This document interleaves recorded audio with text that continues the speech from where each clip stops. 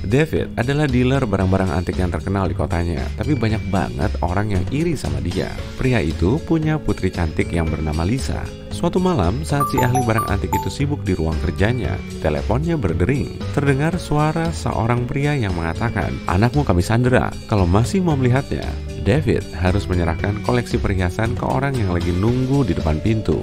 David meminta untuk bicara dengan putrinya. Dia mengajukan satu pertanyaan. "Aku punya 2 tangan, tapi nggak bisa menggaruk diri sendiri. Apakah aku?" Saat David tidak mendapatkan jawaban, dia bilang, "Itu bukan anakku." Lantas menutup teleponnya. Apa jawaban teka-tekinya itu?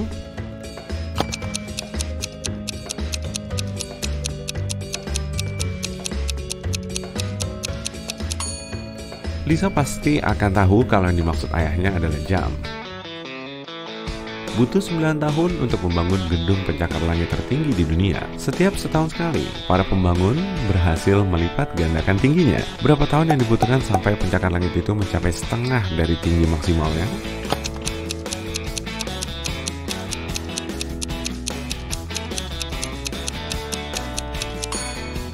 8 tahun. Kalau pembangunannya melipat gandakan tinggi bangunan itu setiap tahun, pencakar langit itu mencapai setengah tinggi keseluruhannya 1 tahun sebelum rampung. Bagikan 30 dengan 1/2 dan tambahkan 10. Berapa yang kamu dapat?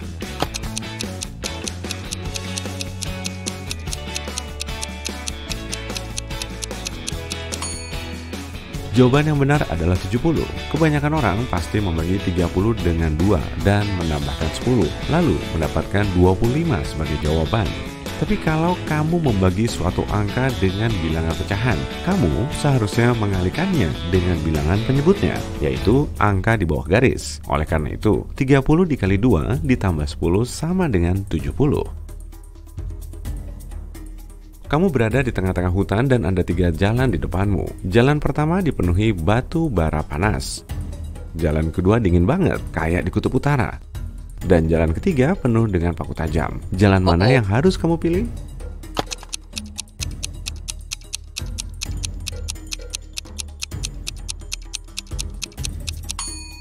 Pilih jalan yang kedua. Es itu pasti bakalan mencair. Soalnya deket banget sama batu bara panas.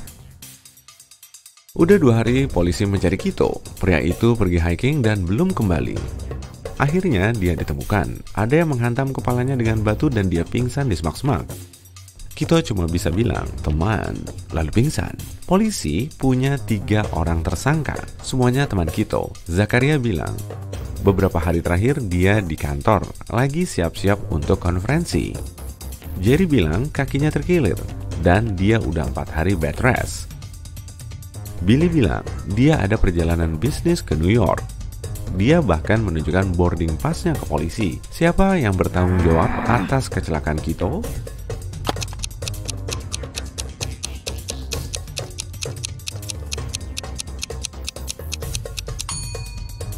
Billy cuma menunjukkan 1 boarding pass ke polisi. Terus gimana dia balik dari New Yorknya? Alibinya mencurigakan. Jordan udah telat banget mau interview kerjaan, tapi waktu dia nyetir mobil ke gedung kantor itu, dia nyadar kalau di sana nggak ada tempat parkir yang kosong. Dia memutuskan untuk parkir agak jauh dari pintu masuk. Waduh, meski ada beberapa kendaraan lain, ternyata di sana dilarang parkir. Untungnya, Jordan dapat ide dan nggak jadi ditilang. Apa yang dia lakukan?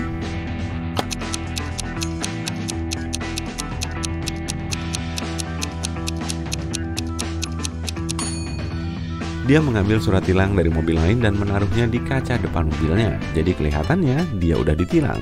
Aku nggak bilang solusinya jujur loh. Hari itu Logan, si chef terkenal, bakal kedatangan beberapa tamu penting di restorannya. Dia cemas karena masa depannya tergantung pada penilaian tamu-tamu itu terhadap makanannya. Semuanya harus sempurna. Tersisa 1 jam lagi sebelum tamu-tamu itu tiba. Saat itulah Logan sadar ada yang meninggalkan bekas tangan warna merah di baju putih bersihnya. Dia memeriksa bekas itu. Ternyata saus tomat. Logan tahu beberapa koki di sana nggak suka sama dia. Coba lihat mereka dan bantu sang chef untuk menentukan siapa yang bersalah.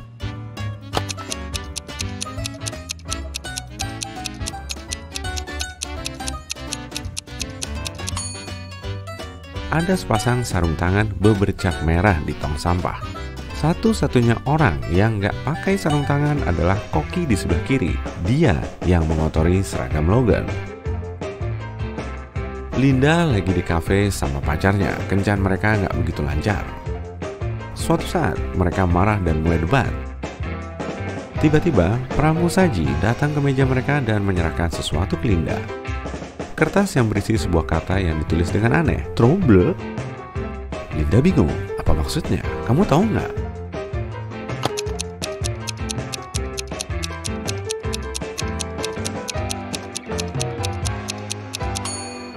Ini permainan kata. Si pramusaji khawatir dan nanya ke Linda dalam bahasa Inggris. Are you in trouble? Kemudian Annie mengajak sahabatnya Nina main seluncur es di taman. Beberapa saat kemudian mereka lapar dan membeli burger. Mereka memilih topping yang sama dan menuangkan banyak saus. 10 menit kemudian Nina mual dan Annie menelpon ambulans. Para medis membawa Nina ke rumah sakit dan mendiagnosis keracunan parah. Kira-kira saus mana yang ada racunnya?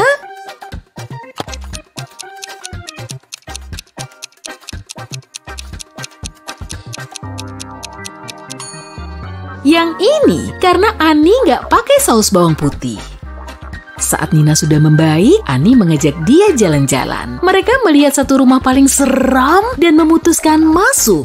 Aduh, ada-ada aja. Saat mereka masuk, pintu di belakang mereka tiba-tiba menghilang. Sekarang mereka punya 3 jalan keluar. Ada zombie di balik pintu pertama, vampir seram menunggu di balik pintu kedua, dan ada hantu penasaran di balik pintu ketiga. Jalan mana yang paling aman?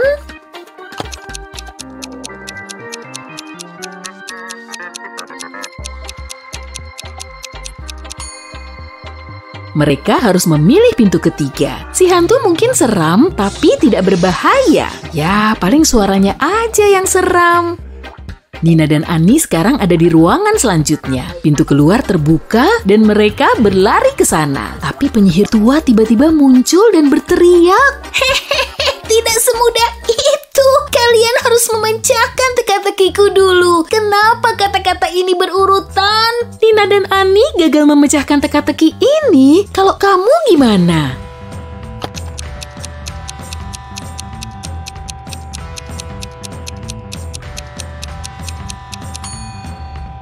Ini dia jawaban yang tepat. Semua kata ini berrima dengan 1, 2, 3, 4, dan 5. Itu sebabnya kata-kata ini berurutan.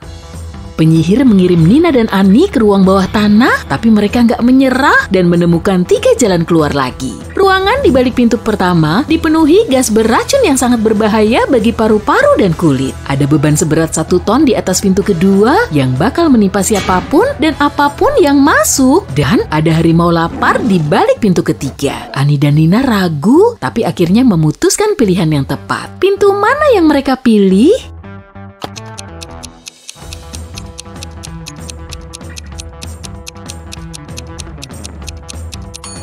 Nina melepas dan melempar sepatunya ke lantai di ruangan kedua. Beban tadi merusak sepatu Nina, tapi mereka bisa masuk dan menutup pintunya, lalu mereka kabur lewat jendela.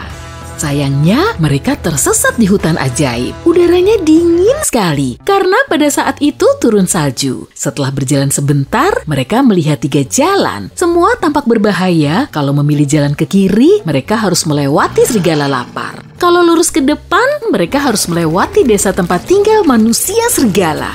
Dan jalan ketiga mengarah ke danau tertutup es tipis yang bisa pecah kapan saja. Jalan mana yang harus mereka pilih?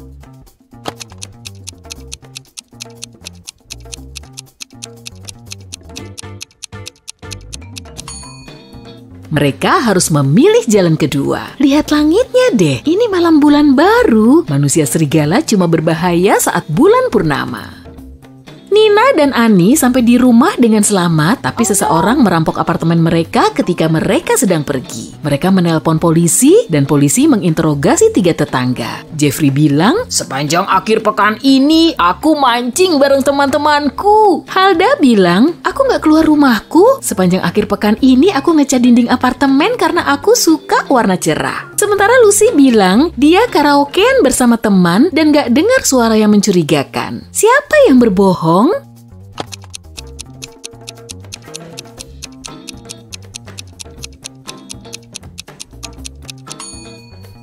berbeda. Sebagian besar dinding di apartemennya berwarna putih, tapi dia bilang baru ngecat semuanya ke warna cerah. Nina mendapat pekerjaan di toko buku, dan di hari pertamanya bekerja, dia menemukan jam tangan antik di lantai. 3 orang datang untuk mengambilnya. Kevin bilang, "Aku beli jam tangan ini dari gaji pertama bertahun-tahun lalu." Violet bilang, "Ini jam tangan warisan kakekku." Sementara Dylan bilang, "Jam tangan ini harganya nggak ternilai. Ini kado hari jadi pernikahan kelima kami dari istriku." "Apa kamu tahu jam tangan siapa ya ini?"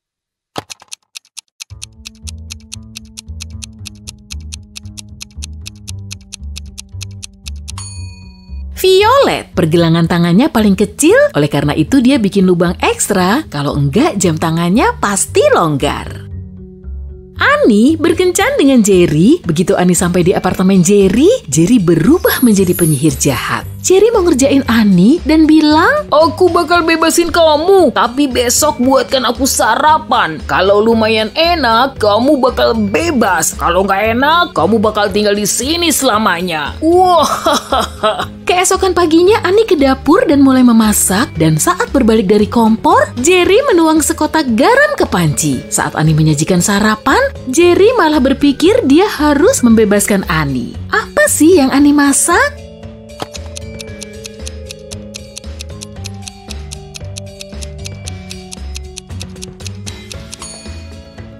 Annie masak telur rebus. Annie mendapat pekerjaan baru, dia harus membantu pengawas kereta api. Suatu hari mereka menghadapi masalah besar, kereta yang lebih cepat mendekat ke arah yang lambat. Menurut jadwal, kereta yang lebih lambat harus membiarkan kereta yang lebih cepat lewat lebih dulu. Annie pun menyarankan untuk memakai jalur kereta api tambahan, tapi jalur ini terlalu pendek untuk kereta yang lebih lambat. Annie bingung, tapi akhirnya dia menemukan solusinya. Apa yang dia sadari?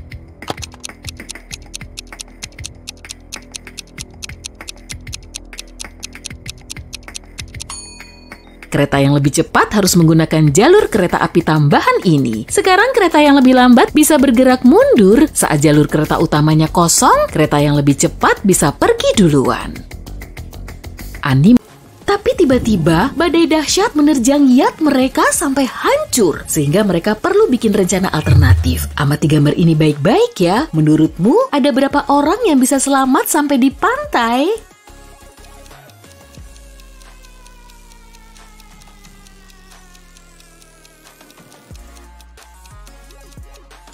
Keempat-empatnya, meski cuma terlihat 3 jejak kaki cowok di atas pasir, salah satu dari mereka pasti udah menggendong Lisa. Tuh kan, kacamatanya jatuh ke pasir. Karena kelaparan, mereka saling mencar untuk nyari makanan di pulau itu. Lisa nemu pohon pisang dan mau memetik buahnya. Galang nemu pohon jeruk setelah muter-muter di tengah hutan. Rian nemu banyak kelapa yang jatuh dari pohonnya. Dan Bimo milih mancing ikan aja. Dari keempat makanan itu, cuma satu yang aman diambil. Kira-kira yang mana ya?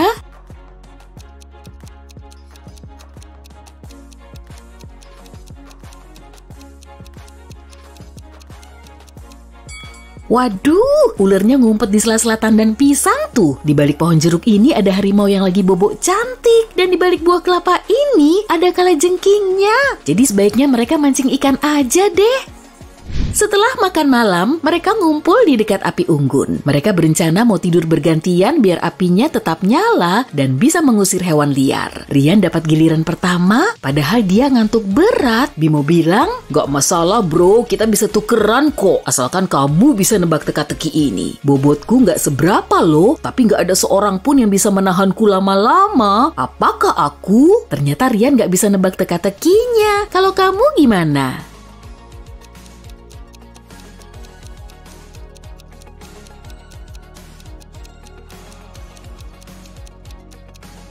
Jawabannya adalah nafas. Saat Galang, Bimo, dan Lisa tertidur, Rian tetap duduk di dekat api. Tapi saat Bimo bangun pagi, apinya udah padam dan Rian gak ada di situ. Bimo langsung membangunkan Galang dan Lisa, lalu mereka mulai nyari keberadaan Rian. Apa kamu bisa ngelihat clue-nya di pantai?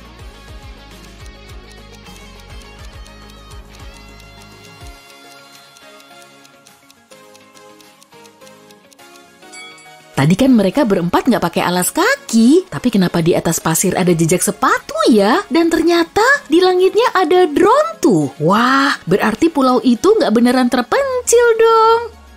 Bimo, Lisa, dan Galang mulai menjelajahi pulau itu hingga nemu sebuah villa di atas batu. Mereka mau mendekat, tapi tiba-tiba terdengar teriakan Lisa. Rupanya dia terjebak ke sumur dalam yang dipenuhi sampah. Bimo dan Galang nggak bisa membantunya keluar, dan parahnya lagi, hujan lebat langsung turun dan sumur itu mulai terisi air. Lisa berseru, "Tolongin dong, aku nggak bisa berenang nih." Apa yang harus Lisa lakukan agar dia bisa lolos?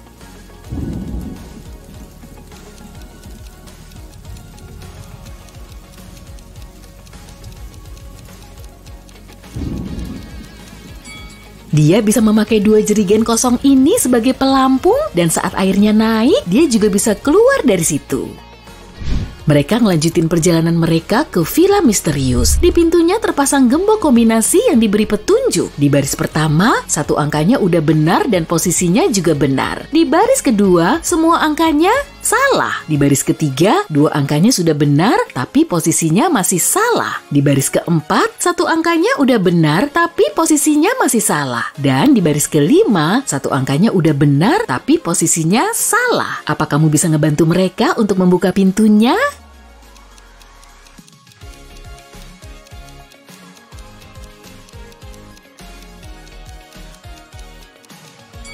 Dari pernyataan kedua, kita bisa ngebuang angka 9, 2, dan 0. Kemudian dari pernyataan ketiga, kita bisa nyimpulin kalau 5 dan 7 juga tercantum di dalam kode, tapi urutannya masih belum diketahui. Nah, selanjutnya kita perlu mencermati pernyataan keempat dan kelima. Keduanya ngejelasin kalau salah satu angkanya udah benar, tapi posisinya masih salah. Jadi angka yang tersisa tinggal 8 atau 6. Nah, tadi kita udah tahu kan kalau di dalam kodenya tercantum angka 7, maka angka yang cocok dengan pernyataan kelima adalah 7. Dan setelah ngilangin angka 6, yang tersisa pasti 8.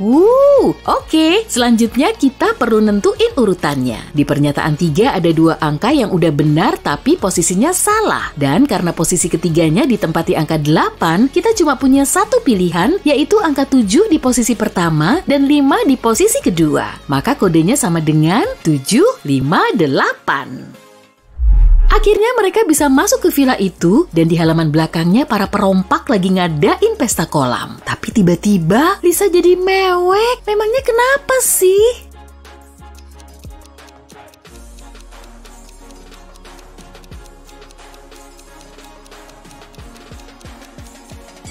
Waduh, Rian ketahuan lagi berduaan sama perompak cewek ini. Pantesan Lisa jadi cemburu kan? Setelah mereka mendekat, Rian mencoba ngejelasin. Guys, biar ku jelasin dulu. Para perompak ini yang ngebolehin aku ikutan pesta. Galang, Lisa, dan Bimo langsung ngacir dari tempat itu. Tapi Rian gak mau pergi karena dia udah kepincut sama Jihan, bos besar di situ. Bimo terus celingukan untuk nyari jalan keluar dan saat dicegat 3 cowok ini, Vina lagi nunggu paket.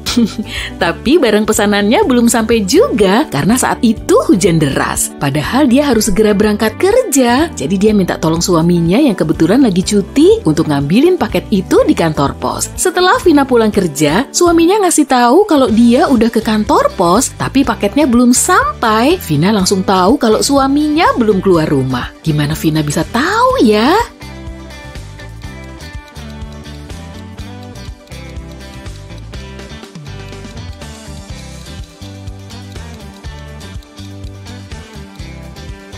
Setelah hujan seharian, kok celah di bawah mobil ini masih kering? Berarti mobilnya nggak dipakai buat pergi sejak pagi kan? Ahli bedah jempolan Dr. Rudy datang ke perusahaan asuransi setelah dia kerampokan di tengah jalan. Apa Anda masih ingat detail pelakunya? Kata petugas asuransi. Dr. Rudy mengaku dia nggak ingat apa-apa karena perampok itu langsung kabur. Penglihatannya juga sangat buruk, jadi dia nggak bisa ngelihat dengan jelas. Petugas itu langsung nggak mau menindaklanjuti klaim asuransinya. Dia malah nuduh Dr. Rudy cuma ngarang cerita. Kenapa si petugas malah nggak percaya sama Dr. Rudy ya?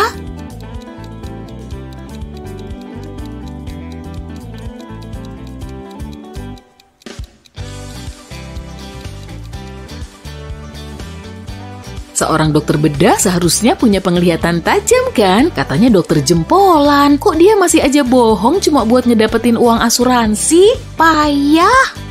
Saat ngerayain ulang tahun, Dila mengundang separuh penduduk di kotanya untuk datang ke pesta dansa. Tapi di tengah pesta, lampu di situ tiba-tiba mati selama beberapa menit. Dan setelah lampunya nyala lagi, anting Dila ternyata hilang. Dia nuduh sepupunya Sylvia sebagai malingnya. Tapi Sylvia bilang dia lagi touch up-an di toilet. Malahan dia nggak nyadar kalau tadi lampunya juga mati. Jadi siapa nih yang udah bohong? Dila atau Sylvia?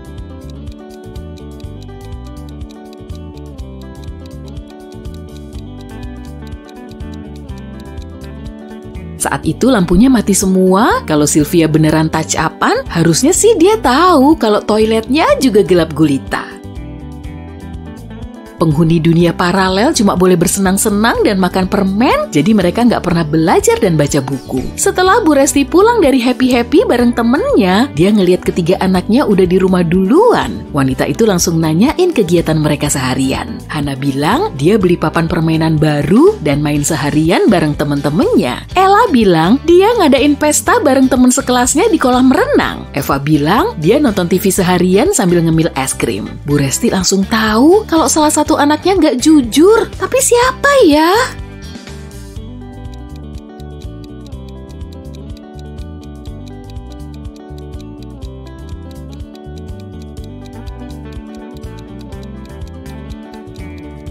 Pasti Hana. Papan permainannya belum dibuka sama sekali tuh. Mana mungkin dia memainkannya seharian.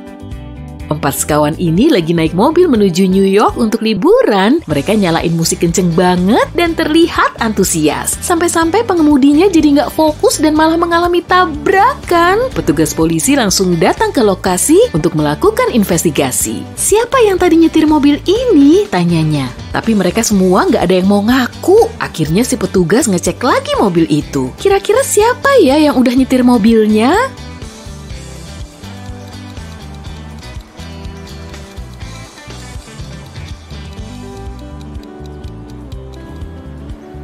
Wah, ada tas di kursi pengemudi tuh. Pasti pemiliknya cewek ini. Dan di antara keempat orang itu, cuma dia yang cewek kan? Jadi pasti dia yang udah nyetir mobil itu.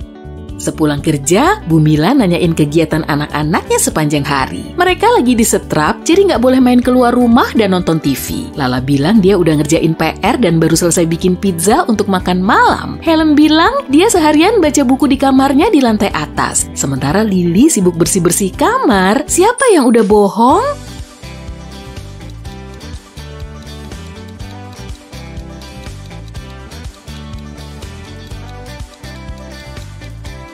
Pasti Lala. Katanya dia baru bikin pizza sendiri, tapi kenapa ada kotak pizza di tempat sampah? Berarti dia udah pesen pizza dan ngelakuin kegiatan lain. Di suatu hari yang cerah, Pak Jerry lagi bersantai di rumahnya sambil minum teh dan baca koran. Sesekali matanya tertuju keluar jendela. Di sana ada Ava, Dani, Budi, dan Putra yang lagi main bola. Tiba-tiba jendela ruang tengah Pak Jerry pecah terkena bola. Keempat cowok itu langsung buru-buru kabur dan mereka nggak mau ngaku telah nendang bola itu ke jendela rumah Pak Jerry. Tapi malam harinya, pria itu dapat surat kaleng berisi tanda tanya. Menurutmu siapa nih yang udah mecahin jendela itu?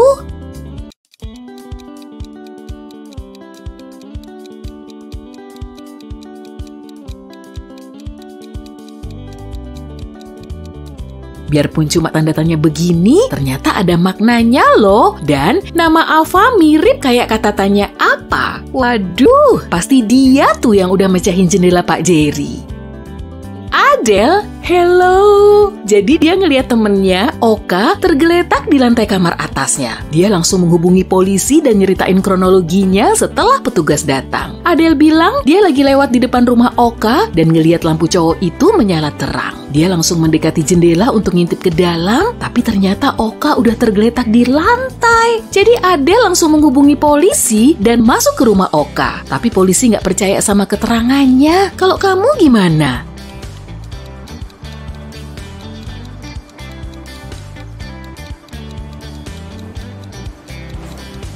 Kok aneh banget ya? Oka kan ada di lantai atas. Mana bisa Adele ngintip dari jendela setinggi itu? Bisa aja sih kalau tubuhnya setinggi raksasa.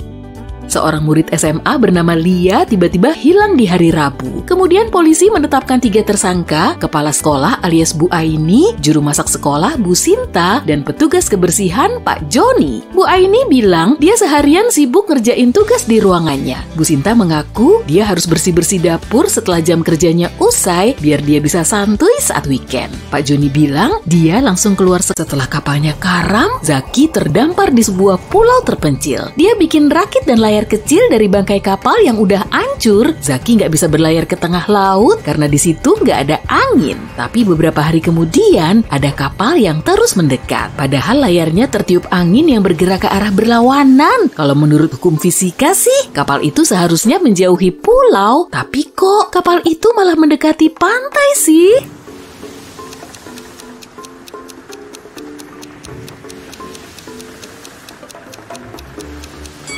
Ya iyalah, karena kapalnya ditenagai mesin.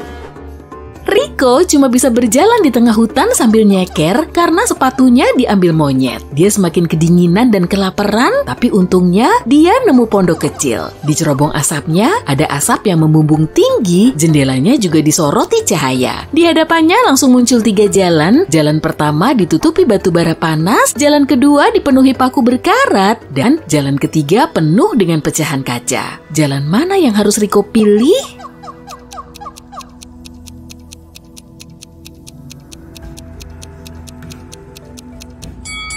Karena cuacanya lagi dingin, Rico bisa nunggu di dekat batu bara sambil menghangatkan badan sampai baranya mati.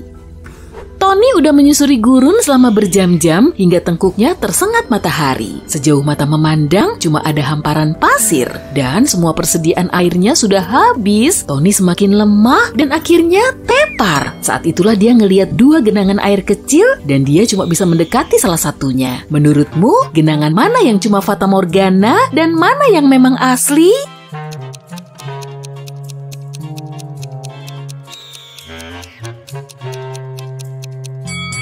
Genangan di sebelah kiri asli karena di atasnya ada gumpalan awan. Di situ ada hujan dan hujan itulah yang ngebentuk genangan itu.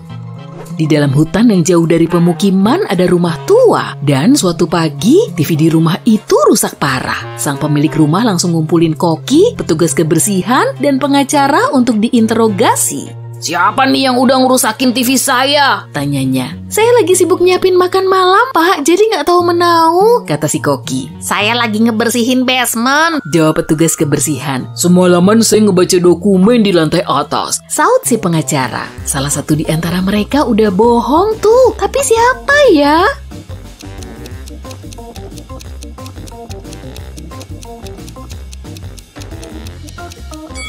Si pengacara, dia bilang dia lagi di lantai atas, padahal rumah itu cuma berlantai 1. Jadi dia nggak mungkin ngebaca dokumen itu di lantai 2. Kunci mobil Tommy tiba-tiba hilang. Dia udah nyari di seisi rumah, tapi belum ketemu juga. Cowok itu kemudian masuk ke ruangan lain dan ngeliat ke lantai. Ternyata kunci mobilnya nempel di lampu gantung. Gimana Tommy bisa tahu ya?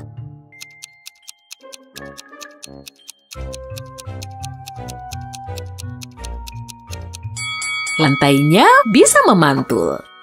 Pak dosen filosofi ini lagi ngadain ujian. Semua mahasiswa duduk di kursinya masing-masing sambil ngedengerin petunjuk sang dosen. Pecahin soal ini, kalian harus bisa membuktikan kalau semua yang terjadi di sekitar saya memang nyata. Dan saya dalam keadaan sadar. Siapapun yang bisa ngasih bukti meyakinkan akan dapat nilai tertinggi. Semua mahasiswa itu udah berjam-jam nulis jawabannya, tapi nggak ada satupun yang mendapat nilai bagus kecuali cewek ini. Di dalam esainya, dia nulis beberapa kata. Kira-kira kata apa ya yang dia tulis di situ?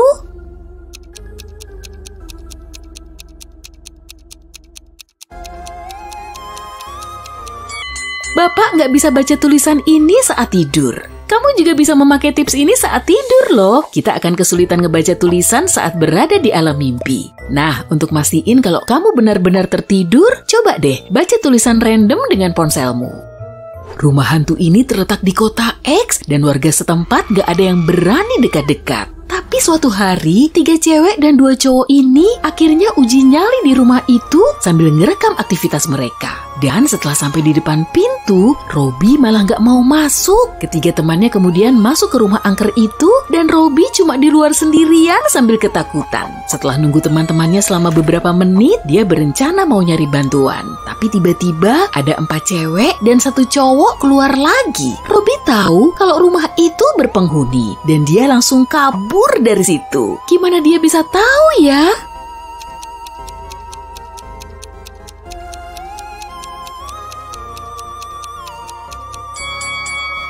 Tadi kan yang masuk ada 3 cewek dan 1 cowok. Kenapa yang keluar 5 orang? Salah satunya pasti hantu. Robby bisa tahu itu dan langsung kabur. Malik lagi jalan di sepanjang trotoar sambil ngumpetin kedua tangannya di belakang. Kemudian ada mobil yang mendekat dari arah belakang dan saat itu ada genangan air di dekat Malik. Si pengendara makin mempercepat laju mobilnya dan pasti sebentar lagi tubuh Malik bakal basah kuyup tuh. Tapi selang beberapa detik pengendara itu melambatkan mobilnya dan menjauh dari genangan. Kenapa dia nggak nerobos di atas genangan aja ya?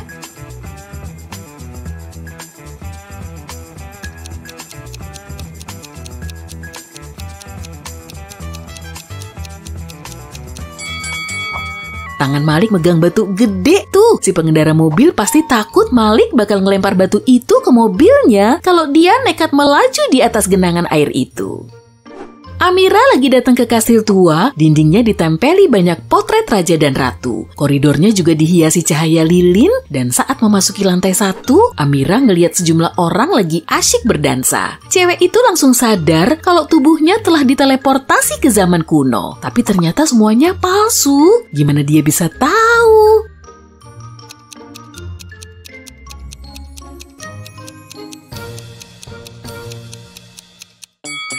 Ada kamera tersembunyi di sudut ruangan. Cewek ini juga memakai smartwatch di pergelangan tangannya. Parfum lagi nyari staf baru. Pertama, mereka harus lolos wawancara dan menulis esai tentang parfum favorit mereka. Setelah itu, direktur meminta satu hal lagi. Mereka harus bersumpah setia kepada perusahaan kalau mau mendapatkan pekerjaan itu. 10 orang bersama-sama mengucapkan sumpah setia perusahaan, tapi sebagiannya menipu. Ayo bantu direktur mencari siapa aja orang-orang itu.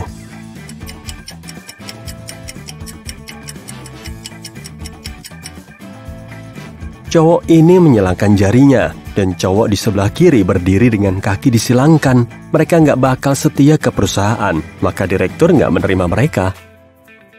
2 penguasa media berpengaruh lagi makan siang di sebuah restoran mahal. Mereka lagi membahas merger perusahaan. Jumlah transaksinya bernilai triliunan rupiah. Mereka berbisik-bisik soalnya ketentuan kesepakatan ini sangat rahasia. Dan mereka curiga ada yang bisa mendengarnya. Mereka benar, beberapa orang yang penasaran sedang menguping percakapan antara kedua pengusaha itu. Coba temukan mereka.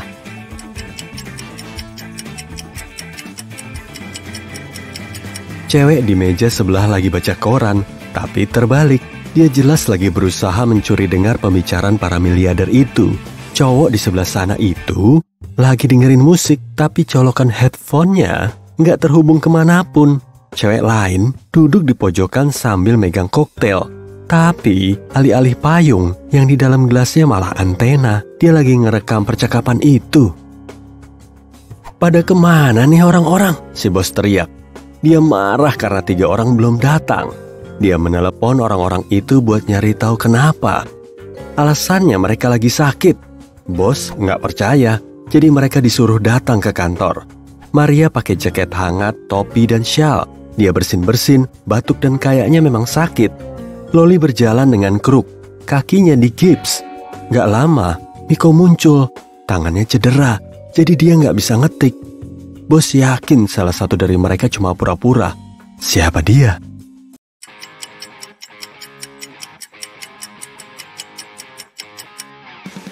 Yang patah itu lengan kiri Miko, tapi ponselnya ada di saku kiri. Dia pasti naruh ponsel di sana pakai lengan yang patah itu, yang artinya dia lagi pura-pura. Dia jelas cuma nggak pengen masuk kerja. Harry lagi jalan-jalan di hutan. Dia kedinginan, lapar, dan tersesat. Cowok itu melangkah sedikit lebih jauh lalu berhenti. sebab mendengar sesuatu. Dia pergi ke sumber suara dan menemukan tanah terbuka yang luas. Ada 3 rumah. Rumah mana yang harus dimasuki Harry?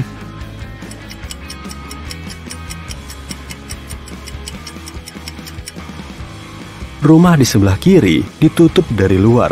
Ada gembok di pintunya ya kan? Rumah yang di sebelah kanan kayaknya aman. Tapi lihat jejak kaki yang mengarah ke sana. Itu jejak kaki serigala. Harry harus memilih rumah yang di tengah. Seorang pengembara telah berjalan melintasi gurun selama beberapa jam. Stok airnya sudah habis dan tenaganya menipis. Dia memanjat sebuah bukit rendah dan melihat 3 danau. Ketiganya saling berjauhan dan cuma salah satu danau yang asli. Ayo bantu si pengembara membedakan antara kenyataan dengan fata morgana.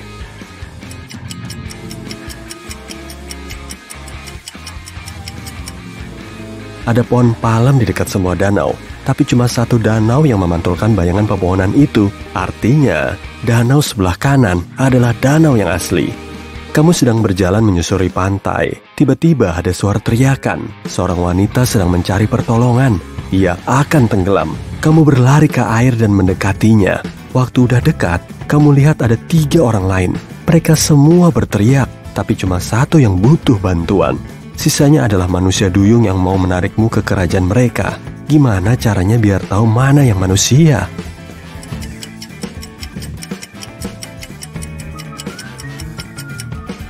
Menyelamlah ke bawah air untuk melihat ekor ikannya. Rico suka bangunan terbengkalai dan kastil kuno. Hari ini dia bakal ngecek sebuah rumah besar yang dulunya milik vampir. Begitu legendanya. Rico jelas nggak percaya ini. Dia membawa kamera dan berangkat. Di dalam rumah, suasana gelap dan dingin. Bunyi berderak datang dari koridor. Rico menyalakan senter dan melihat 3 vampir. Rico mulai lari menjauh, tapi kemudian berhenti dan kembali. Kelihatannya ketiga vampir ini palsu. Tapi gimana dia bisa tahu?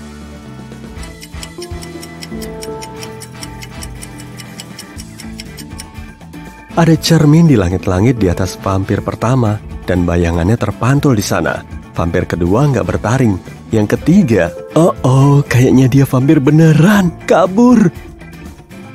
Sekarang Rico ingin mengunjungi rumah sakit terbengkalai. Katanya ada manusia serigala yang tinggal di sana. Rico yakin itu cuma mitos. Dia menyusuri bangsal-bangsal gelap rumah sakit sepanjang malam, tapi nggak nemu apa-apa. Rico sudah hampir pergi, tapi 4 cowok memblokir jalan keluar.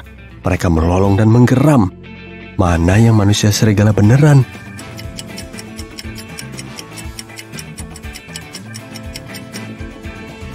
Nggak ada. Bulan lagi purnama, sinarnya masuk lewat jendela, dan orang-orang ini nggak berubah jadi monster. Tapi Rico tetap aja melarikan diri. Kayaknya orang-orang ini benar-benar sakit jiwa. Seorang pria kaya datang ke sebuah pameran seni modern. Dia mau beli sebuah lukisan untuk koleksinya. Pemilik pameran menunjukkan 3 karya dari seniman yang berbeda. Dalam gambar pertama, ada sebuah segitiga hijau dengan bunga matahari di tengahnya. Lukisan kedua berupa harimau yang lagi selfie pakai HP. Di lukisan ketiga, ada rumah terbang. Sang kolektor yakin salah satu lukisan itu palsu. Yang mana ya?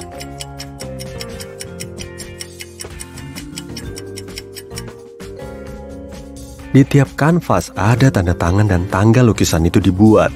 Di lukisan harimau tertulis tahun 1957. Saat itu belum ada HP dan selfie. Lukisan itu palsu. Martin merasa gugup karena ini hari pertama dia tampil sebagai DJ di festival musik elektronik. Dia naik panggung, kerumunan menyambut. Martin memakai headphone-nya dan memutar lagu pertamanya. Musik mengalun, tapi nggak ada yang joget. Kenapa nih?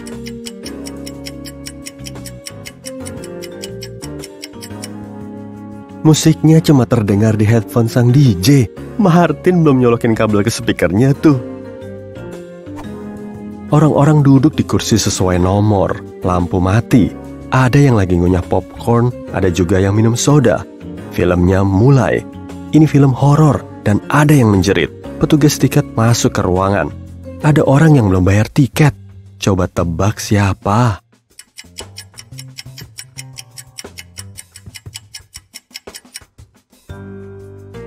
Nggak ada yang punya tiket di sini. soalnya ada tulisan masuk gratis di pintu belakang. Jaka sedang berjalan melintasi sebuah kota kuno yang terbengkalai di gurun. Ada harta karun yang tersembunyi di sini. Jaka ngecek peta dan menemukan titiknya. Dia mulai menggali. 6 jam kemudian Jaka kelelahan. Lantas sekopnya menghantam sesuatu. Ada peti. Jaka menariknya keluar, membongkar gemboknya yang berkarat dan membukanya. Peti itu penuh koin emas kuno. Tiap koin bernilai jutaan rupiah. Sekarang Jaka kaya raya. Tapi nggak secepat itu, sebab semua koin itu palsu. Kok gitu?